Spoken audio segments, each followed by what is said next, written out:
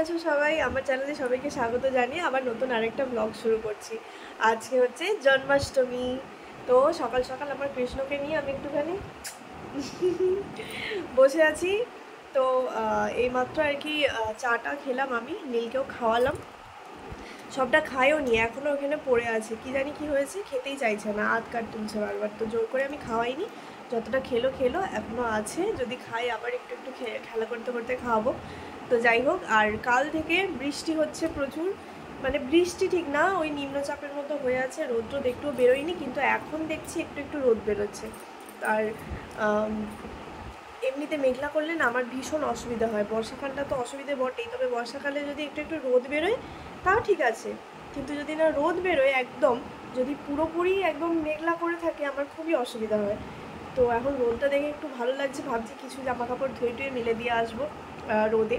আর আমার ঠিক ছাদে জামা কাপড় না মিললে না, টান টান করে আমার ঠিক মন পোষায় না, বেশ সুন্দর করে মিলবো, তারপরে আবার ভাঁজ করে তুলবো, এটা আমার খুবই ভালো লাগে। তো যাই হোক, রোদটা বেরোচ্ছে, ভাবছি একবার যাবো ছাদে। আবার কালকেরও কিছু ভিজে জামা কাপড় আছে, যেগুলো আমি গুছিয়ে গুছিয়েই রেখে দিয়েছি, কিন্তু সেগুলো এখনও মেলা হয়নি, মিলতে হবে। তো যেটা ব্যাপার হচ্ছে, আজকে যেহেতু জন্মাষ্টমী, আগের বছরও জন্মাষ্টমীর সময় নীল তখন ওই 5 দিন 7 দিনের এরকম ছিল, ঠিক আছে। আর এই বছর গৌরু লাগছে মুখটা। আর এই বছর, আগের বছর তো নীলকে সাজাতে পারিনি কৃষ্ণ, এই বছর সাজাতে পারবো।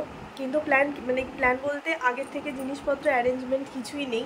তো ভাবছি নিজেরই যা আছে সেই সমস্ত কিছু দিয়ে নীলকে একটুখানি সাজাবো। এটা না প্রত্যেক ছেলের মায়েদের একটা ইচ্ছা থাকে, তাই না, যে নীলকে কৃষ্ণ সাজাবো, আর মেয়ে হলে তো রাধা। তো যাই হোক, নীলকে আজকে কৃষ্ণ সাজাবো। তো দেখো কীভাবে কী করি। দেখো, বলতে না বলতেই বাইরে ঝমঝম করে বৃষ্টি চলে এলো, বৃষ্টির আওয়াজও হয়তো শোনা যাচ্ছে। আর আমার তো আর জামা কাপড় মেলা হলো না। তো যাই হোক, এখন চলে এলাম নীলের খাবার তৈরি করতে। আর যেহেতু বললাম নীলকে সাজাবো, তো কোথা দিয়ে সময় চলে যাবে সেটা বোঝাই যাবে না, সেই কারণে ভাবলাম ওর খাবারটাকে করে নিই। এমনিতে ওকে না আগে যেমন সব কিছু সেদ্ধ খাওয়াতাম, এখন সেটা না করে ওর জন্য হালকা পাতলা কিছু রান্না করি। তো আজকে যেমন আমি একটুখানি পেঁপের ঝোল করব। পেঁপের ঝোল এই কারণেই করব, আগের দিন আমার কাছে সেরকম ভালো সবজি ছিল না, পেঁপে ছিল, গাজর ছিল, আর পেঁপেটা একটু বেশি ছিল। তো আমি পেঁপের ঝোলটা করেছিলাম, নীল দেখলাম খুব ভালো করে খাবারটা খেয়েছিল, যার কারণে আমার এত ভালো লেগেছে, আজকে আমি আবার ভাবলাম যে পেঁপের ঝোলটা করি। আর রান্নাটা একদমই সিম্পল, আমার বাচ্চাদের জন্য না, মানে বিশেষ করে নীলের জন্য যে আমি রান্না করি, আমার মনে হয় খাবারটা ওর যতটা সিম্পল থাকবে ততটাই ভালো। তো প্রথমে কড়াই আমি একটুখানি রিফাইন্ড অয়েল নিয়েছি, আর তারপরে এই যে দেখলে পেঁপে আর অল্প কিছু গাজর ধুয়ে রেখেছিলাম সেগুলো দিয়ে দিলাম। ও হ্যাঁ, ফোড়নে একটু জিরে আর গোলমরিচ দিয়েছিলাম। তো এখন এগুলোকে একটুখানি ভালো করে ভেজে নেব। আর দেখো, যেহেতু নীলের বয়স এখন 1 বছর হয়ে গেছে, তো এখন ওর খাবারে কিন্তু আমি অল্প সামান্য করে নুন হলুদ এগুলো দিই। তো এখানে ভাজার সময় অল্প করে নুন দিয়ে দিলাম, আর এরপরে কিন্তু আমি এর মধ্যে সামান্য একদম হলুদও দিয়েছি, সেটা রেকর্ড করা হয়নি, তবে দেখে নিশ্চয়ই বোঝা যাচ্ছে সবজির কালারটা একটু চেঞ্জ হয়েছে, কিন্তু খুব বেশি নয়, একদম 1 চিমটি মতো হলুদ দিয়েছি। তো এবার আমার ভালো করে ভাজা হয়ে গেছে, তো এবার আমি এর মধ্যে দিয়ে দেবো অল্প জল। আর এমনিতে নীলকে বেশিরভাগ দিন মাছ দিয়েই ভাত খাওয়াই, তো মাছটা চাইলে ঝোলে দেওয়া যেত, কিন্তু আজকে আমি ওকে ভাজা মাছটাই খাওয়াবো, ঝোলে আর দেবো না। অল্প করে নেড়ে দিলাম, আর এবার ঢাকা দিয়ে দেবো, দিয়ে এখন সেদ্ধ হতে দেবো। তো এখন ঢাকাটা খুলে দেখব যে সবজিগুলো সেদ্ধ হয়েছে কি না। যদি সেদ্ধ হয়ে যায় তো ব্যাস, তরকারি হয়ে গেল। আর যদি সেদ্ধ না হয়ে থাকে তাহলে আরও একটুখানি ঢাকা দিয়ে রাখবো। আর এর মধ্যে চাইলে আরও কিছু সবজি দেওয়া যেত, আলু টালু, আমি দিইনি, কারণ পেঁপের পরিমাণটা একটু বেশি রেখেছি আমি, সেই কারণে। আর এই যে আমার পেঁপে গাজর খুব ভালো করেই সেদ্ধ হয়ে গেছে, তো ঝোলটা আমি এবার নামিয়ে নেব। তো দেখো, নীলকে কিন্তু এখানে আমি এখন ঘুম পাড়িয়ে দিয়েছিলাম একটুখানি, কারণ ওকে রেডি করব। আর যদি না ঘুমায় তাহলে তো এইসব কিচ্ছুই করতে দেবে না, একদমই সাজাতে দেবে না। তো এখানে নেহা ওকে একটু সাজিয়ে দিচ্ছিল, আর আমি তার আগে ঘুমটা পাড়িয়ে দিলাম। আর যাতে না ও উঠে পড়ে সেই কারণে ওকে আমি আমার কোলেতেই শুয়ে রেখেছিলাম। আর বাচ্চাদের কোনো ভিডিও বা ছবি দেখে মনে হয় যে কত সুন্দর লাগছে, কত কিউট লাগছে, কিন্তু তার পিছনে যারা করছে তাদের যে কতটা পরিশ্রম থাকে, সেটা মানে নীল না হলে তো জানতেই পারতাম না। আগে আগে বাচ্চাদের ফটো দেখতাম, ভিডিও দেখতাম, ভাবতাম আহা কি সুন্দর, কত কিউট লাগছে।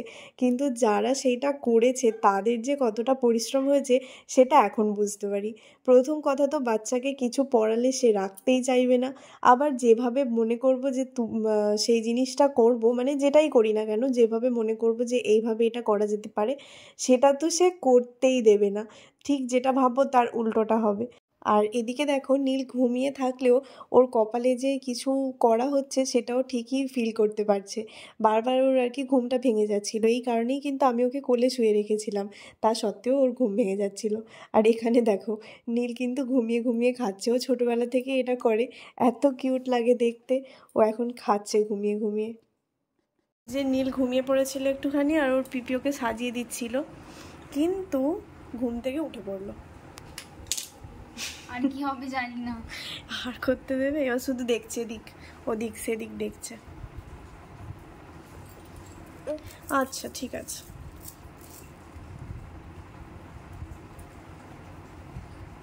দেখ আই আই সেনা মানে এই দেখ এই দেখ এই দেখ এদিকে দেখ।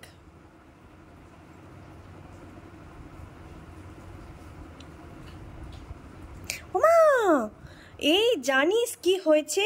সেই ওদের পাড়ার ময়না আছে না, ও পাড়ার ময়না কেন কথা কয় না? ও পাড়ার ময়না কেন কথা কয় না? জেনেছিলাম ইতিহাস ঘেটে। শুনেছিলাম একদিন ভুল করে খেয়েছিল আলপিন। সেই থেকে দেখছে কি করছে। কলা গাছে এনে লিপস্টিক লিপস্টিক একদম পুরো সোজাসুজি এইখানটা হই চপতে শুকিয়ে যাচ্ছে। এই দেখ বাবা, নীল কত জিনিস পেয়েছে। এই দেখ এই দেখ এই দেখ এই দেখ।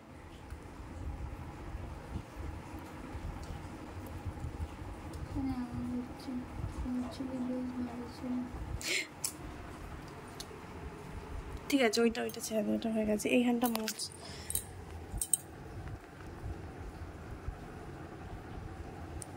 আহা टमाटर बड़े मजेदार टमाटर बड़े मजेदार। आहा टमाटर देखी नील একবার এদিকে ঘর। হুম बड़े मजेदार वाह टमाटर बड़े घंटा হুম हाँ ना मैट लिपस्टिक একটু শুকিয়ে যা। ঠিক আছে, থ্যাংক ইউ। একটা কাজ কর, তুই ওদিক থেকে মনটা ভোলা, আমি একবারটি ট্রাই করে দেখি। মানি সোনা মানি সোনটা মনি ফুঁকছে। একটু ফুঁকছে তো কি হবে? কিচ্ছু হবে না, কিচ্ছু না কিচ্ছু না কিচ্ছু না। ভাবলো কি সুন্দর দেখতে লাগছে। অন্নপ্রাশনের সময় তোর পিপি নিজেই সাজতে ব্যস্ত, তোকে যে একটু সাজিয়ে দেবে। বাহ, সঙ্গে সঙ্গে দেখ কি করলো। বড্ড পাজি হয়েছিস নীল তুই, হ্যাঁ? এত দুষ্টু হয় না, লোকে বাজে বলবে। এখানটা ঘষে ঘেঁটে দিল, আবার ঘষতে যাচ্ছে।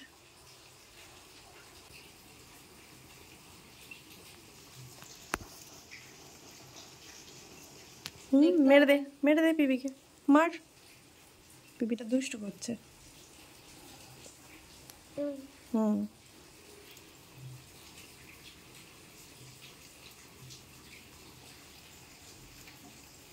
আরে দাঁড়ায় একটু দাঁড়ায়, এটা 2 সেকেন্ডও লাগছে না, তুই ওরম করছিস বলে এটা 6 সেকেন্ড লাগছে করতে আমার। हो गया।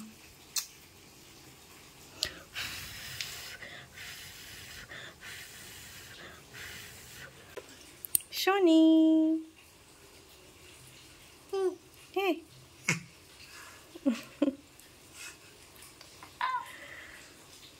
করছেন কেন? আপনি ফাইনাল রেজাল্ট দেখবেন, ফাইনাল রেজাল্টটা দেখবেন, এখন থেকে এরকম করছেন কেন?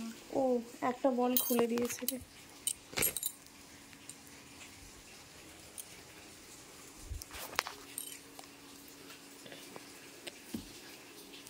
আপনি বালিশের ওপর বসে সার্ভিস নিচ্ছেন, আপনার কেমন লাগছে? বলুন সেটা। আর আপনার কোনো সহবত নেই না? আপনি স্যারকে ম্যাম বলছেন যে? ওই হলো। দেখো এদিকে এত কিছু করতে করতে নীলের আবার খাওয়ার সময় হয়ে গেল, তাই ওর খাবারটা নিয়ে চলে এলাম আর ওকে এবার খাইয়ে দেবো। আর এদিকে খাওয়ার পরে নীলের ঘুম পেয়ে গিয়েছিল, তো এখন যে সাজানোর চেষ্টা করছিলাম যে খাইয়ে নিয়ে এবার ছবিটা তুলবো, তো একটু ওকে সাজাই।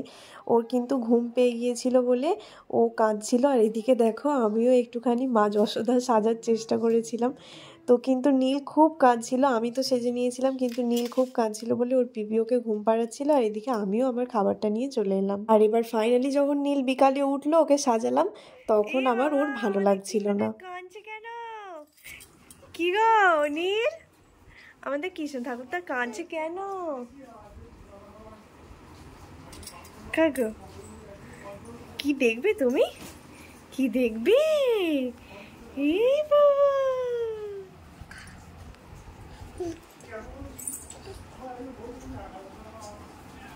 হা হা হা হা।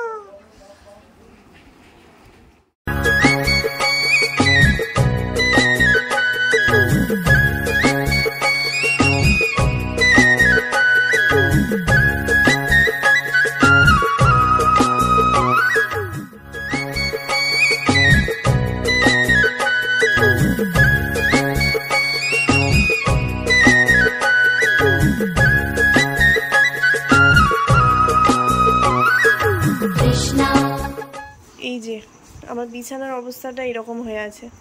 বিকালবেলা যেই নীল উঠলো, ওকে একটুখানি ছবি টবি তুলতে, মানে সত্যি ছবি টবি তুলতে তুলতে এত দেরি হয়ে গেল, সবাই পড়তে চলে এলো, আমি পড়াতে চলে গেলাম। তারপরে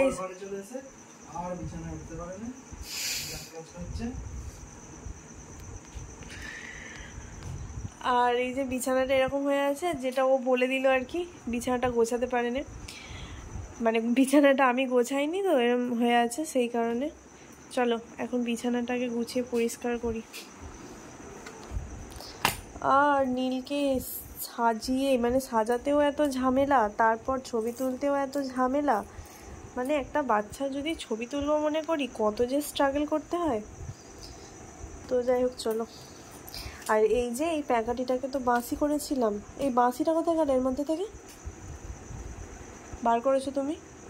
এই যে এই পাটকাঠি, প্যাকাটি বলবো না, ভালো করে বলি, এই পাটকাঠিটাকে হচ্ছে যে বাঁশি করা হয়েছিল, কিন্তু এর শেষটা এই যে একটা বাঁশি আমি আনতে বলেছিলাম রিতকে, এইটা হচ্ছে ছোট্ট গোপালের যে বাঁশি হয় সেইটা, কিন্তু আমার তো গোপাল নেই, তো এটা গোপালের কাছেও রাখা হবে না, সেই কারণে আমি এখানেই সাজিয়ে দিয়েছি, মানে আমি সাজাইনি, রীতি সাজিয়ে দিয়েছে।